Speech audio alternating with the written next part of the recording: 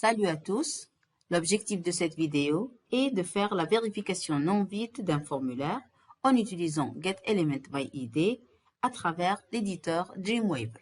Donc, on va utiliser Dreamweaver. Je l'ai déjà lancé. Donc, fichier nouveau pour faire une nouvelle page. Il nous demande ici quel type de document. Donc, pour nous, c'est HTML. On va cliquer sur Créer. Vous remarquez ici que Dreamweaver nous offre des fonctionnalités de type code, donc seulement le code, ou bien fractionné, partie code et partie création. Création, c'est la création toute seule, et on peut utiliser en direct pour donner l'aperçu qu'on vous donne. Alors, pour nous, qu'est-ce qu'on va faire? On va utiliser le mode création et avec fractionné. Ici, dans cette partie blanche, on va créer notre formulaire en utilisant des outils donc, de création. Le formulaire, donc insertion, formulaire, formulaire. OK. Vous remarquez ici qu'on a forme, il nous donne le ID, le name, la méthode et /form. D'accord. Donc, insertion zone de texte, formulaire, texte. Je peux changer ici le nom de la zone de texte en pseudo. Très bien. Donc, je peux cliquer sur la zone de texte et changer le name en pseudo.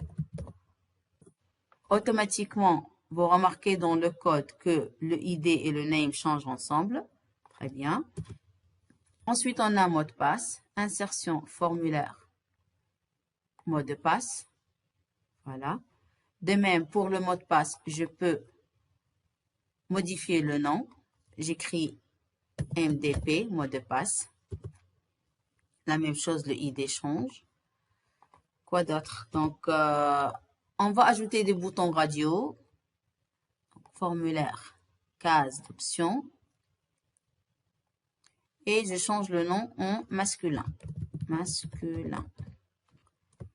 J'ajoute un autre. Case d'options, féminin. Féminin. Très bien. Donc ici, le name, c'est radio. Je peux le laisser. Mais par contre, pour le ID, j'ai radio 1 et radio 2. Donc, je vais les changer en M pour dire masculin et F pour dire féminin. D'accord? Par contre, le name, je dois y avoir le même nom. Donc ici, je dois corriger. C'est pas radio 2, mais c'est radio. Parce que si je laisse deux mots différents, ça veut dire que je peux cocher les deux en même temps. Voilà. Ensuite, une liste déroulante. Insertion, formulaire, sélection. Double-clic sur cette liste. Et je peux laisser le nom, lui, donc select, ou bien je peux le changer. Ici, pour la valeur les valeurs de la liste, je vais ajouter des valeurs. Par exemple, choisir un module. Donc, un autre HTML, CSS, JavaScript et PHP. OK. Et OK. Très bien. Case à cocher. Donc, j'aime. Première case à cocher, insertion formulaire, case à cocher. Par exemple, chanter.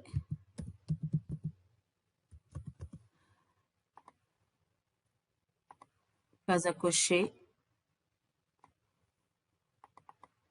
Dessiner. Et voyager.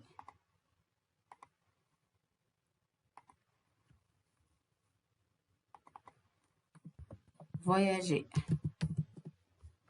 OK. Donc, pour les cases à cocher, vous remarquez ici les types checkbox. Name, checkbox 1, checkbox 2, checkbox 3. Donc, je peux changer en des noms significatifs. Donc, par exemple, chanter, name, je vais écrire chanter. Et par défaut, le ID change. Pour dessiner, la même chose. Donc, dessiner. Et pour voyager, c'est voyager. Voyager.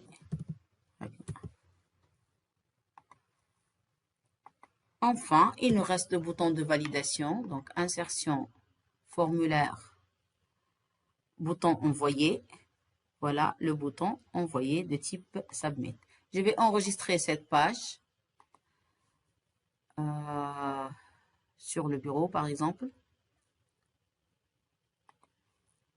Je vais créer un dossier que j'appelle mon site web. Mon site web form.html.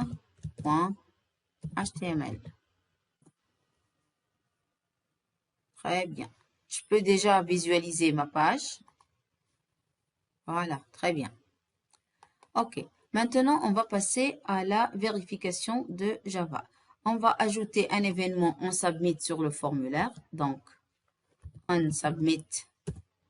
Et je vais appeler une fonction verif. Donc, return verif.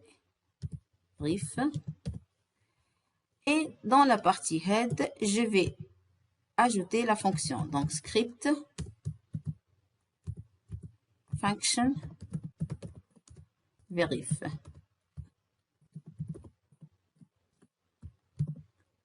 Très bien. On va commencer par la vérification du pseudo.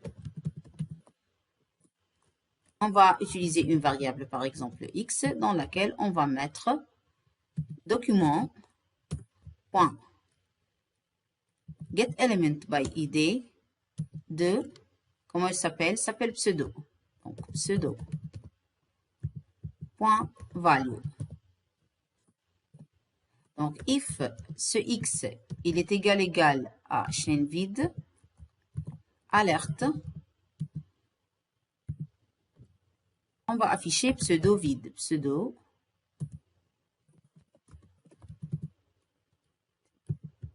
et return false. Très bien. Donc, on va tester ceci avant de passer. Donc, pour notre page, on va rafraîchir.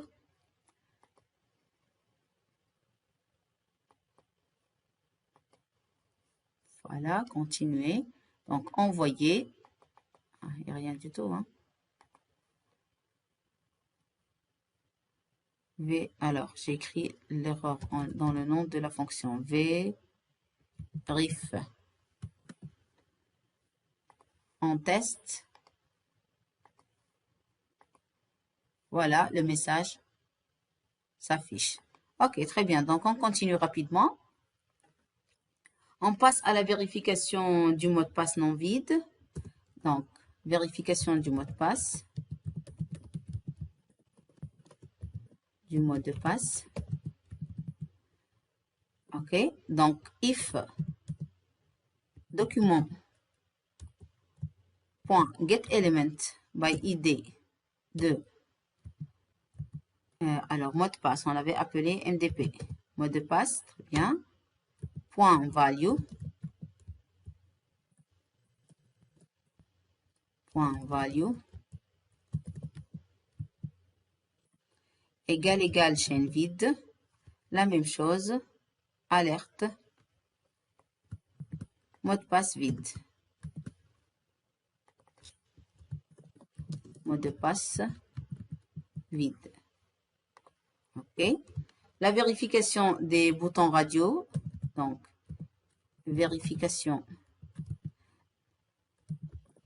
des boutons radio. Bon, c'est bien de commenter le code. Hein. Alors, if not document.getElementById de masculin M point checked OK? Et donc, si c'est pas coché et l'autre partie aussi n'est pas cochée, donc je vais copier ceci.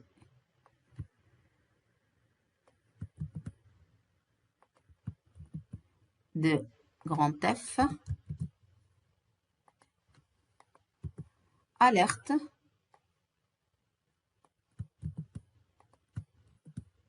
il faut cocher,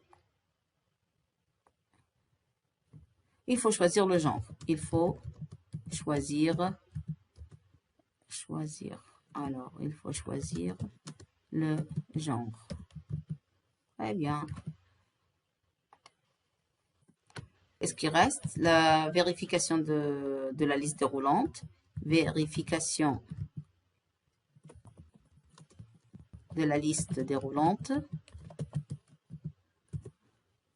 Donc, if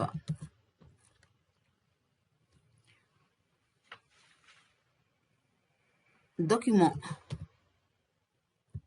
point get element by id de la liste déroulante qui s'appelle select point selected index. Il est égal à 0, c'est-à-dire le premier indice qui est égal à choisir un module. On va afficher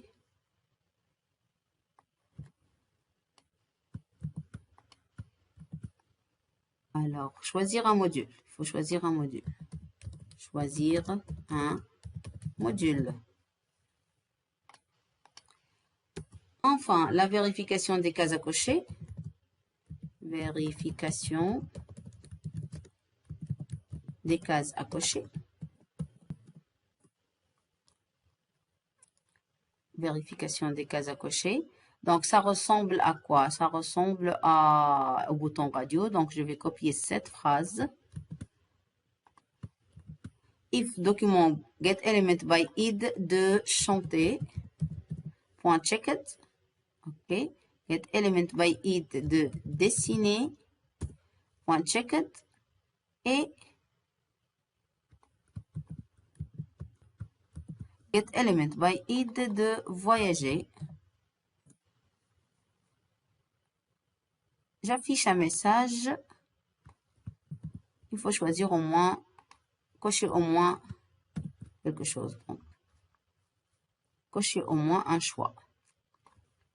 Cocher au moins un choix. Voilà. On vérifie. On rafraîchit la page. Donc, pour le pseudo, ça marche. Donc, j'écris quelque chose. Pour le mot de passe, ça marche aussi. OK. Il faut choisir un genre. Donc, je coche. Cocher au moins un choix.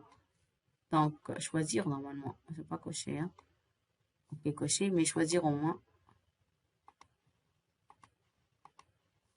Cocher au moins un choix. Je pense que la liste déroulante ne fonctionne pas. Très bien. Alors, je vais corriger. Hein. Pour la liste déroulante, elle s'appelle Select. Id Select. Donc, pour la vérification de la liste déroulante, if document.getElement by id selected index égale à 0. Voilà la faute, égale à 0. Alors, je profite, avant de refaire la vérification, de créer une page OK.html qui contient le mot bravo pour que le passage s'effectue comme si on était avec PHP. Donc, j'ajoute l'action. Action égale OK.html. Et je vais créer cette page. Donc, fichier nouveau. Page HTML. Nouvelle page.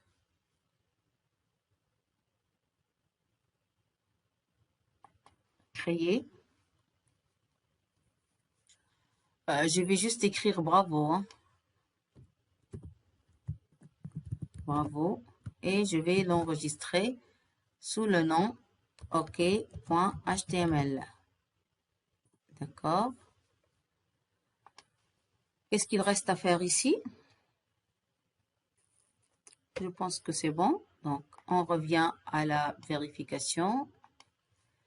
Je remplis le pseudo, le mot de passe.